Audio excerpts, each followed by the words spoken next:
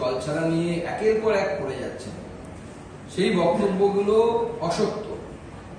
উনি এতদিন পরে প্রধানমন্ত্রীকে চিঠি দিয়ে জানাচ্ছেন যে উনি নাকি কিছুই জানতেন না, বা পশ্চিমবঙ্গ রাজ্য সরকারকে নাকি কিছুই জানানো হয়নি ডিভিসির জল ছাড়া নিয়ে।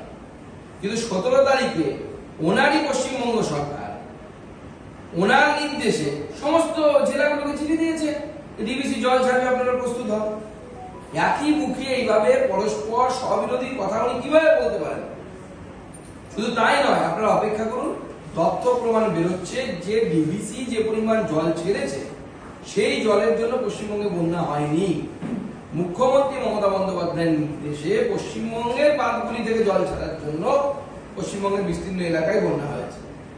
বাঁধের, আমি যেটা বারবার বলছি, প্রত্যেকটি বাঁধের ক্যাপাসিটি থাকে, জল ধারণ ক্ষমতার একটা শেষ সীমা থাকে।